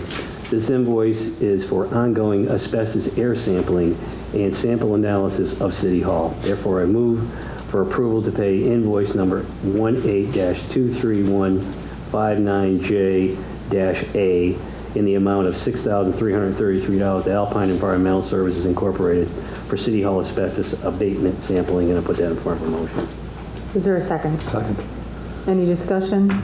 All those in favor say aye. Aye. Any opposed? Abstentions? The matter passes. And that concludes my agenda. Thank you, Commissioner. On to public safety. Thank you, Mayor. The first item on my agenda is discussion and vote authorization for the mayor to sign a contract with NYRA for the 2019 racing season. This is an amended revenue contract with NYRA. We're changing the term from 40 days of fire EMS service at the track to 39 days to account for the day of racing that was canceled. The value of this contract is $96,096.98 in revenue to the city.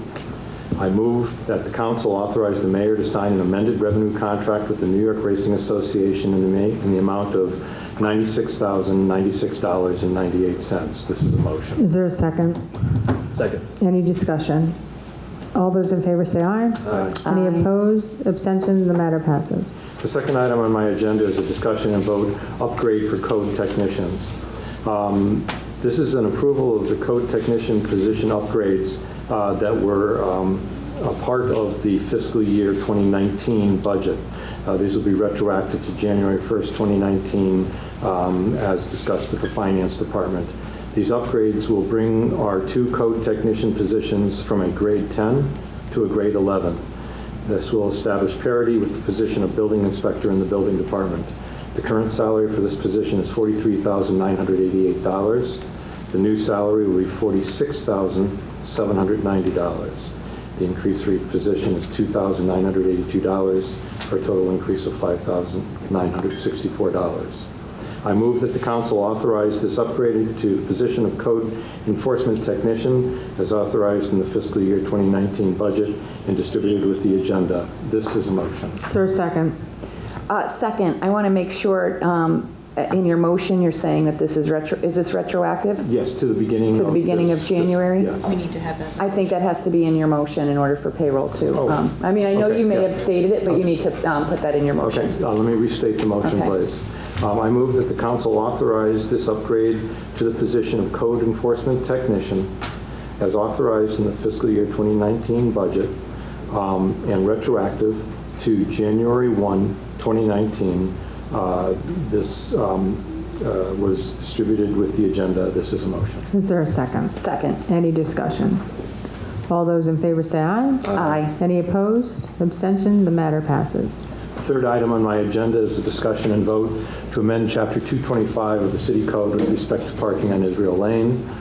This is an amendment to our City Code with respect to parking on both sides of Israel Lane for the first 100 feet from its intersection with Division Street. I move that the council authorize these changes with respect to parking on Israel Lane as distributed with the agenda. This is a motion. Is there a second? Second. Any discussion? All those in favor say aye. Aye. Any opposed? Abstention? The matter passes. The fourth item on my agenda is a discussion and vote to amend Chapter 163 of the City Code, pedal buses, with respect to fingerprinting pedal bus owners and operators. This code amendment will revise the existing pedal bus ordinance to allow for the Saratoga Springs Police Department to fingerprint pedal bus drivers in conformance with DCJS standards. I move that the council authorize these changes as distributed with the agenda. This is a motion. Is there a second? Second. Any discussion? All those in favor say aye. Aye. Any opposed? Abstention? The matter passes. The fifth item on my agenda is to authorize an employee to make a withdrawal from the sick leave bank. Employee number 2964 wishes to use up to 49 hours of sick leave from the CSEA City Hall sick bank.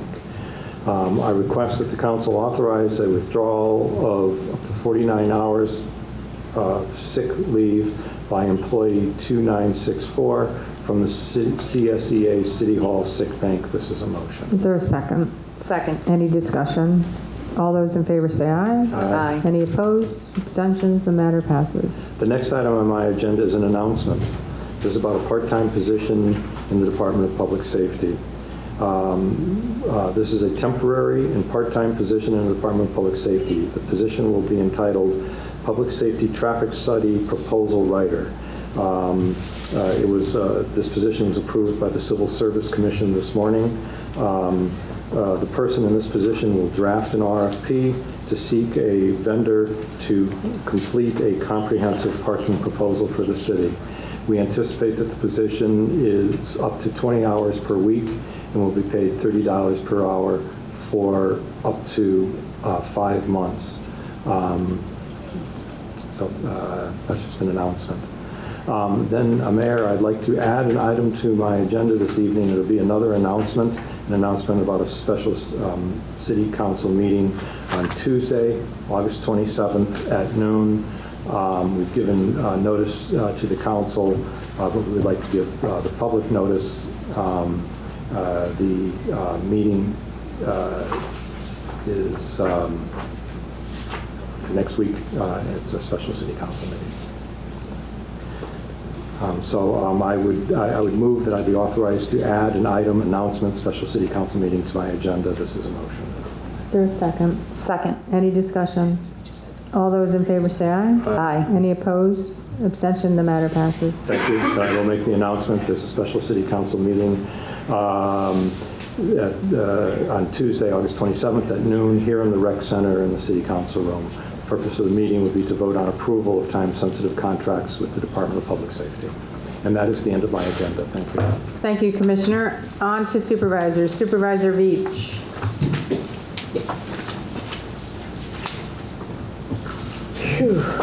Thank you, Mayor. First on my agenda is a quick update from the Buildings and Grounds Committee at the county. The public safety building is moving forward. We did have a presentation at our agenda session last Wednesday for the full board of supervisors from H2M Architects, who are the architects on the project. The progress is moving forward. The building is coming along as designed. Basically, the information that they had for us was that there have, at this point, been no change orders on the project, which is great at this point, and it is scheduled to be completed by March of 2020 if it continues to stay on schedule. And then today, we passed several resolutions on the Saratoga County Airport. They are going to be constructing a new airport fence around the entire perimeter of the airport.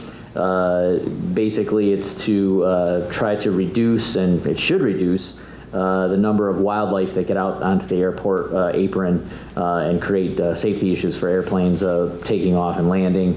It's going to be a 10-foot high fence surrounding the entire airport to prevent animals from jumping over it. And it will also have a special base built in the bottom of it that will be built into the ground to prevent burrowing under the fence for animals that would potentially go under the fence to try to get into the airport property. So may not completely eliminate wildlife from the airport, but it will do a good job of stopping much of it from getting there. We also voted on a proposal for the design of a new parallel taxiway at the airport. And also as part of that design, it also is going to be done with a mitigation of carnal blue butterfly habitat that is at the airport.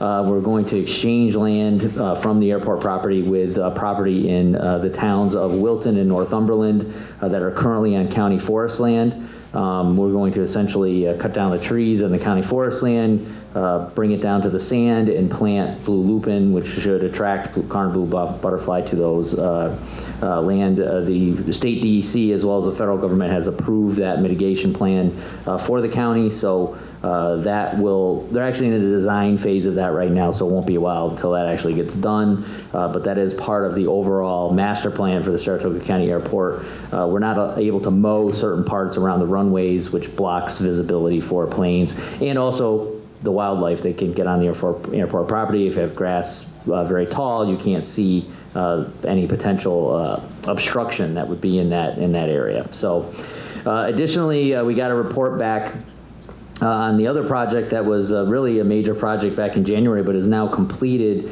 at least by the Buildings and Grounds crew at the county, which is the Saratoga County Law Library.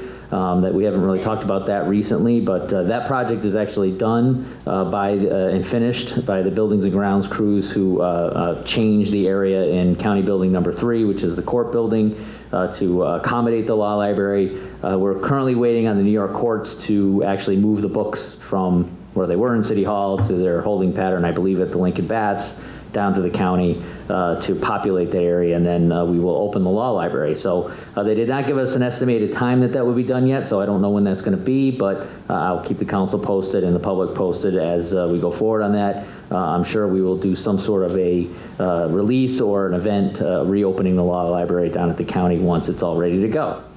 And second on my agenda is just a report on the Saratoga Casino and Hotel Foundation. We did meet as a committee last week, and the grant period will be open starting on Monday, August 26th, and it runs through September 23rd.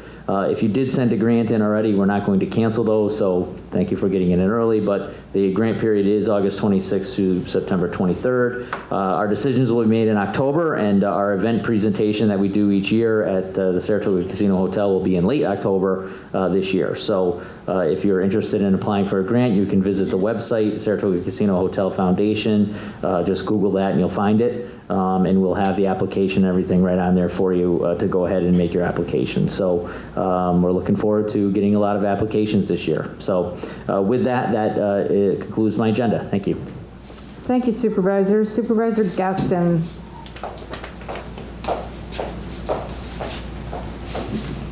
The first item on my agenda is also some other items from today's board meeting.